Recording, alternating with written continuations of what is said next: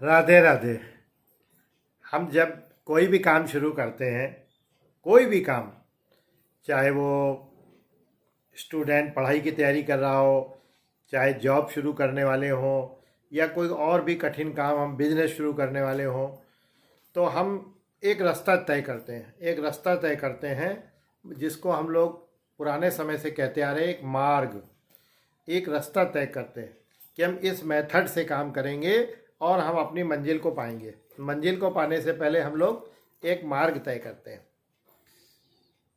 मंजिल इतनी इम्पोर्टेंट नहीं है जितना इम्पोर्टेंट मार्ग है, रास्ता, वहाँ तक पहुँचने का तरीका, अपने उद्देश्य को पाने का तरीका। हम बहुत धनवान बनना चाहते हैं, हम बहुत पैसे वाले बनना चाहते हैं, हम अच्छी नौकरी पाना चाहते हैं, लेकिन इसके पाने का मार्ग कौन सा है?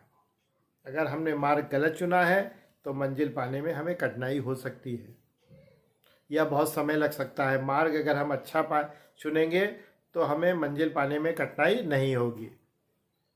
मैं आपको बहुत पुराने समय की कथा सुनाता हूँ, रामचंद्र जी के समय की। रामचंद्र जी की पत्नी सीता का हरण हो गया। रामचंद्र जी की पत्नी सीता का हरण हो गया। रामचंद्र जी बहुत परेशान। रामचंद्र जी जंगल जंगल भटक रहे थे और जंगल में उनकी भेंट बाली, सुग्रीव, हनुमान आदि से होती है। बाली बहुत शक्तिशाली। उनको, रामचंद्र जी को ये पता था कि बाली ने एक हाथ में ऐसे रावण को दबा के बहुत दिन तक दाबे रहा था। जब तक कि रावण ने क्षमा नहीं मांग ली, तब तक बाली जो है रावण को दाबे रहा था।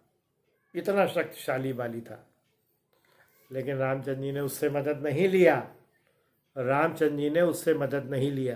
क्यों नहीं लिया? क्योंकि वो अपने भाई की पत्नी, उसको अपने पास एज ए रखेल रखे हुए था। अपनी पत्नी बना के ज़बरदस्ती अपहरण करके रखे हुए था। इसलिए रामचंद्र जी ने बाली से दोस्ती करने का प्रयास नहीं किया। रामचंद्र जी ने एक कमज़ोर प्राणी सुग्रीव से दोस्ती करने का प्रयास किया। देखिए, इसको कहते हैं सही मार्ग पर चलना। हमको, वरना रामचंद्र जी के लिए तो बहुत इजी था। एक पावरफुल आदमी है, इंसान है, वो तो मतलब जो जिसने रावण को बगल में भी दबा रखा है, उससे मदद मांगते और वो तैयार भी था मदद देने के लिए। और सीता जी का पता भी लगाया जा सकता था, रावण की ऐसी की तैसी कर सकता था। लेकिन रामचंद्र जी ने मार्ग सही चुना। उन्होंने सुग्रीव को मदद लेने का तय किया। सुग्रीव ने कहा कि हे भगवान, मैं तो आपकी शरण में हूँ, आप जैसा कहेंगे मैं ऐसा करूँगा, लेकिन मैं बहुत दुखी हूँ। रामचंद्र जी ने कहा बताओ क्या है? लेकिन मेरी पत्नी को बाली ने अपहरण किया हुआ है। बोले कोई बात नहीं, मैं छुड़ाऊंगा। बोले लेकिन जान लीजिए, उसके अंदर एक वरदान मिला हुआ है कि जो भी उसके सामने आता है, आधी शक्ति उसकी जो है उस सामने वाले शत्रु के पास पहुंच जाती है। रामचंद्र जी ने कहा कोई बात नहीं, मैं छुप कर मारूंगा। और इस तरह से बाली का वध किया गया।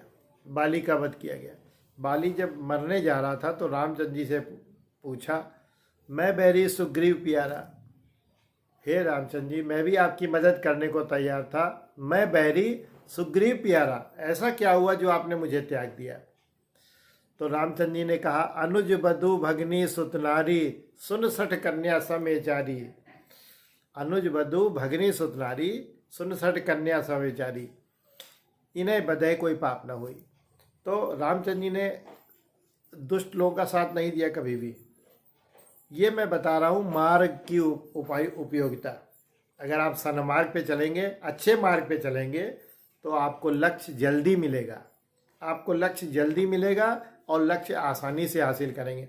उस समय तो आपको लगेगा कि ये मैंने क्या किया, मैंने एक मजबूत आदमी का साथ छोड़ दिया, एक मजबूत रास्ता मैंने, शॉर्टकट मैंने छोड़ दिया, लॉन्ग रूट मैंने अपनाया है। रामचंद्र जी ने लॉन्ग रूट अपनाया। शॉर्ट रूट था, बाली को पकड़ लेते, बाली उनका सब काम निपटा देता। नहीं, रामचंद्र जी ने सुग्रीव का साथ दिया, कमजोर का साथ दिया। ये हमारा नियम है कि हम सच्चे मार्ग पे चलेंगे। और फिर भगवान पुरुषोत्तम, उनको तो चलना ही था अच्छे मार्ग पर, उनसे हम कुछ तो प्रेरणा ले सकते हैं, कुछ तो प्रेरणा। और वो प्रेरणा ये है कि हमें मार्ग सही चुनना है, अच्छा मार्ग चुनना है, सन्मार्ग चुनना है। उस पर हम चलेंगे तो हमें मंजिल बहुत आसानी से मिलेगी। आजमा के तो देखिए एक बार। आजमा के देखिए। रामचंद्र जी ने एक उदाहरण प्रस्तुत किया है मर्यादा पुरुषोत्तम का कि सन्मार्ग पर चलो, अच्छे मार्ग पर चलो मंजिल पाने के लिए। अगर आप अच्छे मार्ग पे चलेंगे तो मंजिल आपको ज़रूर मिलेगी। कोई शॉर्टकट नहीं, कोई ऐसा रास्ता नहीं जो कि आपके मन को दुखी करता हो, जिसको पाए बगैर आपका कोई दूसरा रास्ता न बनता हो। कभी भी ऐसे रास्ते जिसको पाने के अतिरिक्त और भी बहुत से अच्छे रास्ते हों, तो आप अच्छे रास्ते को लीजिए, बुरे रास्ते को मत लीजिए। राधे राधे।